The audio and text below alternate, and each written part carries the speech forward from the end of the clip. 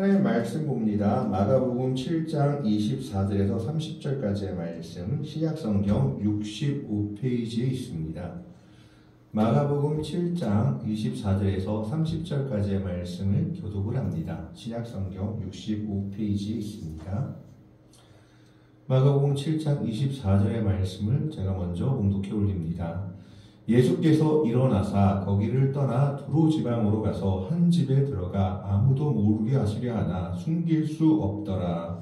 이에 더러운 귀신 들린 어린아이를 둔 한 여자가 예수의 소문을 듣고 곧 와서 그 발 아래에 엎드리니 그 여자는 헬라인이요 스로보니게 족속이라 자기 딸에게서 귀신 쫓아내 주시기를 간구하거늘 예수께서 이르시되 자녀로 먼저 배불리 먹게 하자니 자녀의 떡을 취하여 개들에게 던지니 마땅치 아니하리라. 여자가 대답하여 이르되 주여 올소이다마는 상아래 개들도 아이들이 먹던 부스러기를 먹나이다. 예수께서 이르시되 이 마을에서지 돌아가라. 귀신이 내 딸에게서 나오느니라 하시매 30절의 말씀을 같이 읽습니다.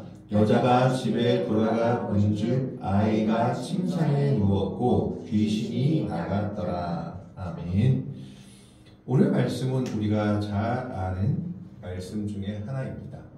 이방 여인인데 귀신 들린 여인, 딸이 귀신 들려서 예수님께 나와서 고침받은 여인에 관한 이야기입니다. 오늘 이 말씀은 마가복음에는 수로보니게 여자라고 기록되어 있고 거의 같이 수록되어 있는 게 마태복음 15장 21절에서 28절에 기록되어 있는데 거기는 가나안 여인이다라고 기록되어 있습니다. 그러나 가나안이나 헬라나 이 당시 유대인들에게는 거의 똑같은 이방으로 불렸기 때문에 가나안인, 헬라인은 다 이방인이다라고 통칭할 수도 있습니다.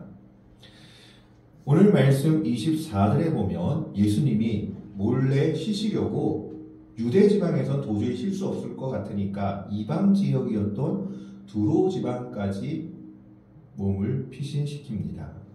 아마 유대 지역에서는 예수님이 여러 병자들을 고치고 또 하나님의 능력을 행한 것을 보고 바리새인과 서기관과 제사장들이 트집을 잡고 예수님께 자꾸 대들고 옥에 넣고 죽이려고 하니까 잠시 쉬기 위해서 유대 지방을 벗어난 걸로 보입니다.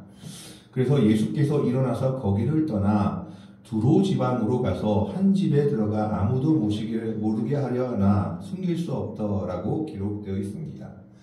두로 지방은 이 당시 이스라엘의 북쪽 해변가에 있는 지역으로서 옛부터 두로와 시돈 지방은 페니키아 사람들, 역사적으로 페니키아 사람들이 건설한 도시국가 중에 하나였다라고 기록이 되어 있습니다. 이 페니키아 사람들은 벳사람들이었는데 이 사람들이 이제 이스라엘 북쪽에 와서 정착해서 두로와 시돈을 건설했습니다. 그런데 이 지방이 얼마나 견고한 난공불락의 요새로 건설했는지 심지어 바벨론한 느부갓네살이 모든 걸 점령했을 때도 두로 지방 점령에는 실패했다라고 기록되어 있다라는 겁니다. 그만큼 어떻게 보면은 전쟁에도 능한 그런 지방이었고 아주 난공불락의 천연적인 요새를 가지고 있는 지방이었다라는 겁니다.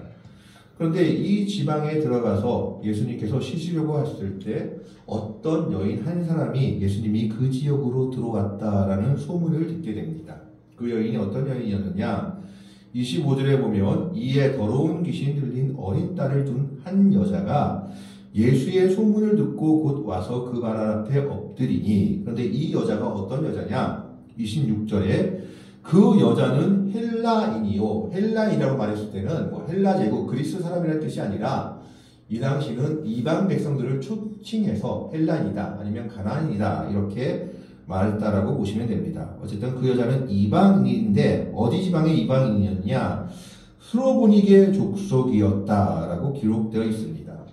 이 스로보니게 족속이라는 것은 수리아 지방에 사는 페니키아인이라는 뜻입니다. 아까도 말했듯이 두로와 시돈이나 도시연합 국가를 건설했던 페니키아 사람들인데, 이 수리아 지방이라는 것은 지금의 시리아 지역을 이야기합니다. 지금의 시리아 나라가 있는 그 지역에 사는 페니키아인들이었는데, 이 페니키아인들은 사실은 유대인들과 상당히 관계가 안 좋았다라고 합니다. 솔로몬 때는 서로의 무역 때문에 이제 서로 우호적인 관계를 맺고 있었다가 영토를 확장하려고 하는 페니키아인들의 야심 때문에 이스라엘과 전쟁이 잦았던 것이 페니키아인들이었기 때문에 이방 백성들 중에서도 이스라엘 백성들하고 사이가 가장 안 좋은 지역의 사람들이 바로 페니키아 사람들이었다라고 얘기를 합니다. 그러니까 이 여자는 이방인이요, 시리아 지방에 사는 페니키아 족속으로서 사실 이스라엘 백성들에게, 이스라엘 사람에게 나오기는 상당히 껄끄럽고 힘든 조건을 가지고 있는 여인이었다라는 겁니다. 뿐만 아니라 이 당시 유대인들은 이방인들에 대한 감정이 너무나 좋지 않았는데, 이방인들에 대해서는 유대인들은 자신들이 천국에 가면 지옥에서 땔감 노릇이나 할 사람들이 이방인들이다 라고 생각을 했을 뿐만 아니라, 유대인들은 감사 기도를 드릴 때 세 가지 감사 기도를 드렸다고 합니다. 그것 중에 하나가, 첫 번째가 자신들이 이방인으로 태어나지 않은 것에 감사했고, 두 번째는 여인으로 태어나지 않은 것에 감사했다. 이 당시는 너무나 남성 중심적인 사회였기 때문이었던 것으로 보입니다. 그리고 세 번째는 자기가 노예로, 종으로 태어나지 않은 것에 감사하는, 이런 세 가지 감사 기도를 그 당시 드렸다라는 겁니다. 그래서 사실 이 당시 유대인들과 이 여인과는 아주 적대적인 관계였다라고 볼 수 있습니다. 그럼에도 불구하고 이 여자는 자신의 딸을 위해서 그 모든 것을 마다하지 않고 예수님 앞으로 나옵니다. 예수님 앞으로 나와서 간절한 한 가지 기도 제목을 이야기합니다. 그 기도 제목은 바로 자기 딸에게서 귀신 쫓아내 주시기를 간구했다라는 겁니다. 오늘 말씀에서는 예수님께서 바로 27절에 대답을 하시지만, 마태복음 15장의 말씀에 보면 이 여인이 소리 지르고 있는데 예수님이 한마디 대답도 하지 않으십니다. 그러자 제자들이 가서 예수님, 저 여인이 저렇게 소리 지르는데 뭐라고 얘기로도 하십시오 라고 하는 장면이 나옵니다. 그만큼 예수님이 이 여인을 철저하게 무시했다라는 겁니다. 그럼에도 불구하고 이 여인은 포기하지 않고 끝까지 예수님께 자기의 딸을 위해서 소리 지르며 자기의 사정을 간구했다라고 마태복음엔 기록되어 있는 것을 보게 됩니다. 어쨌든 오늘 마가복음에서는 그 과정이 생략되어 있는데, 자기 딸에게서 귀신 쫓아내기를 예수님께 간절히 간구했던 것으로 보입니다. 그런데 이때 예수님께서 뜻밖의 대답을 하십니다. 27절의 말씀입니다. 우리가 잘 아는 대답이죠. 예수께서 이르시되 자녀로 먼저 배불리 먹게 할지니 자네의 떡을 취하여 개들에게 던짐이 마땅치 아니하니라. 이 말을 그냥 풀이하자면 이스라엘 백성들을 고치기도 빠듯한데 개 같은 너희 이방인들한테 은혜 줄 여유가 없다라고 하는 겁니다. 이 말씀은 너무나 충격적인 말씀이었습니다. 상당히 모욕적인 언사였기도 했지만 이 당시 이스라엘 백성들이 가지고 있던 고정관념, 잘못된, 어떻게 보면은 인종차별적인 그 관념을 예수님께서 그대로 말씀하시고 있는 겁니다. 너희 이방인들은 개같은 족속들인데 내가 너희한테까지 은혜를 줄 수 있겠느냐. 이스라엘 백성들 고치기도 바쁘다. 근데 이스라엘 고치기, 자녀의 떡을 취하여 개들에게 던지는 것이 마땅하겠느냐. 이스라엘 백성들을 고치는 게 먼저지 너희는 내 은혜를 받을 자격도 안 된다. 개같은 족속들이다 라고 얘기하는 겁니다. 보통 사람들 같으면 아마 여기서 포기했을 겁니다. 그런데 이 여인이 놀라운 대답을 합니다. 이 여인의 믿음을 한번 보겠습니다. 28절의 말씀입니다. 28절의 말씀에 보면 여자가 대답하여 이르되 주여 올소이다마는 상아의 개들도 아이들이 먹던 부스러기를 먹나이다. 이 여인의 첫 번째 믿음은 무엇입니까? 주여 올소이다마는, 예수님이 옳다라는 겁니다. 뜻밖의 대답을 들었고 모욕적인 언사를 들었고 정말 자기가 수용할 수 없는 말을 들었음에도 불구하고 이 여인은 예수님께 이렇게 얘기합니다. 주님, 당신이 옳습니다. 이게 이 여인의 믿음이었던 겁니다. 우리는 때로는 기도하다가 우리의 생각과 다르거나 우리의 마음과 다른 응답을 받게 되면은 하나님께 이렇게 원망합니다. 주님, 이게 무슨 일입니까? 하나님, 이게 웬일입니까? 라고 때로는 반항하기도 하고 때로는 원망하기도 합니다. 그러나 이 여인은 예수님께 대해서 당신이 옳습니다 라는 태도를 가지고 있었던 겁니다. 자기의 생각과 뜻과 다르다 할지라도 모욕적인 언사를 당했다 할지라도 주님은 옳습니다 라는 믿음을 가지고 있는 것이 이 여인의 믿음이었다라는 겁니다. 오늘 우리도 하나님에 대해서 이런 믿음을 가져야 합니다. 하나님, 당신이 옳습니다. 내게 왜 이런 응답이 오고 내게 왜 이런 때로는 믿음의 시련들이 오는지는 모르겠지만 그럼에도 불구하고 하나님, 당신이 옳습니다. 나는 그것을 인정하고 받아들입니다. 그것이 이 여인의 믿음이었던 겁니다. 그리고 두 번째, 이 여인의 믿음은 그럼에도 포기하지 않고 강구합니다. 이런 말을 들으면 보통은 포기하게 마련입니다. 예수님도 다를 바 없네. 다른 사람과 똑같네. 어떻게 보면 다른 유대인들보다 더하네 라고 생각하며 돌아설 수도 있었지만 이 여인은 그럼에도 불구하고 끝까지 한 가지 강구합니다. 뭐라고 얘기합니까? 주여 옳소이다마는 두 번째는 상 아래 개들도 아이들이 먹던 부스러기를 먹나이다. 두 번째는 자신을 개로 낮춰버립니다. 나는 개가 맞는데 주님, 개들도 주인 곁에 있다가 아이들이 먹다가 남긴 거 받아먹지 않습니까? 그거라도 있으면 주십시오 라고 간구하는 겁니다. 이 여인은 포기하지 않는 믿음을 보여줍니다. 이 여인의 믿음은 뭐라고 얘기하는 겁니까? 개들도 상에서 떨어지는 부스러기를 먹지 않습니까? 부스러기라도 있으면 좀 주십시오. 그래, 큰 은혜 바라지도 않는데 부스러기 같은 거라도 나에게 주십시오 라고 얘기합니다. 이 여인의 믿음은 두 가지죠. 부스러기라도 주시면 감사하겠습니다. 두 번째는 그 부스러기라도 주시면 내 딸은 낫겠습니다 라는 믿음을 가지고 있는 겁니다. 예수님이 말씀하신 것과 비슷한 말이 있죠. 겨자씨만한 믿음이 있으면 이 산을 들어 저 산더러 옮기라 해도 옮겨질 것이다. 바로 그러한 믿음을 이 여인이 가지고 있었던 겁니다. 주님, 당신이 옳습니다. 두 번째로 나는 개가 맞는데 개들도 상 아래에서 자녀들이 먹는 집 부스러기를 먹지 않습니까? 그거 있으면 나에게 하나라도 주십시오. 그 부스러기도 주시면 내 딸은 나을 것 같습니다. 예수님은 이 여인의 믿음에 감동하셨습니다. 오늘 말씀에 나와 있진 않지만 마태복음에는 이렇게 나와 있습니다. 여자여, 내 믿음이 크도다. 그리고 나음을 선포하십니다.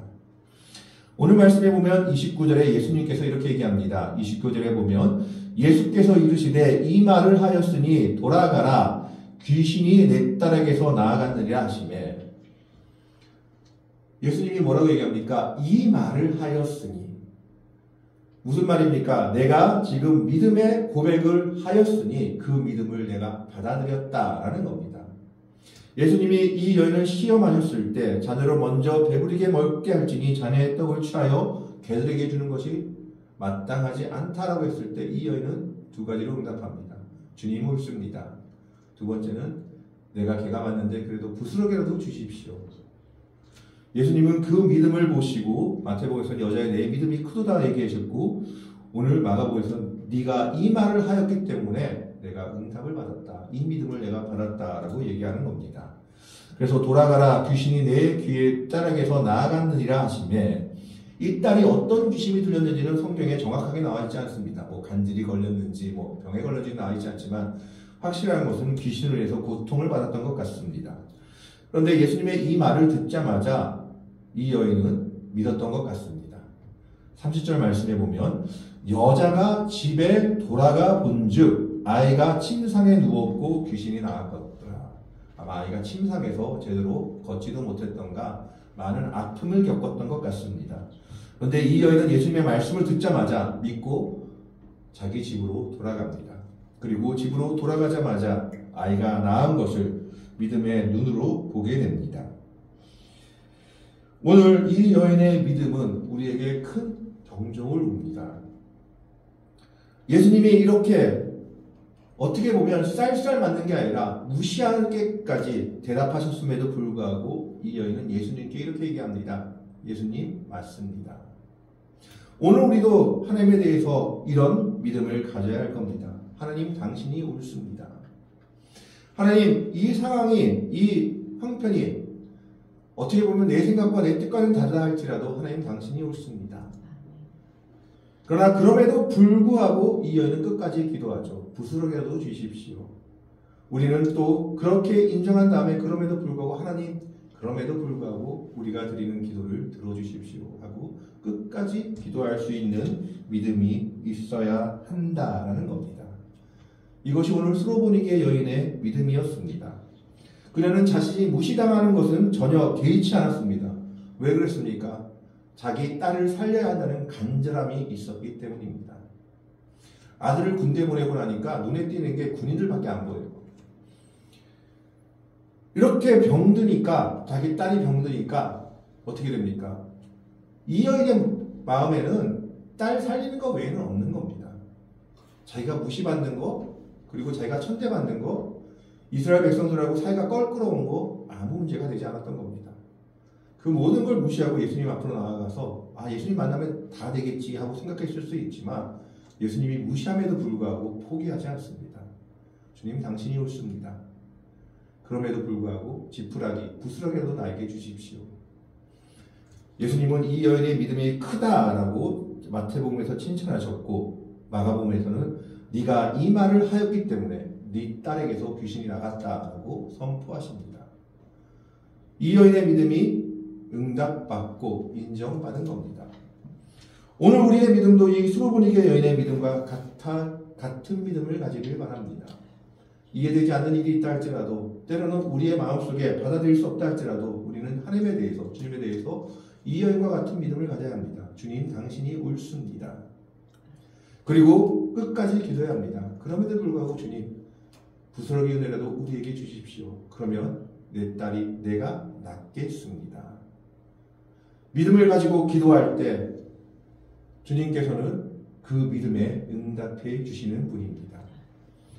스로보니게 여인은 끝까지 믿음을 가지고 예수님을 인정하였고 그리고 그 믿음의 끈을 놓지 않고 기도했을 때 자신의 딸이 귀신에서 노임을 받는 놀라운 역사를 이루었습니다.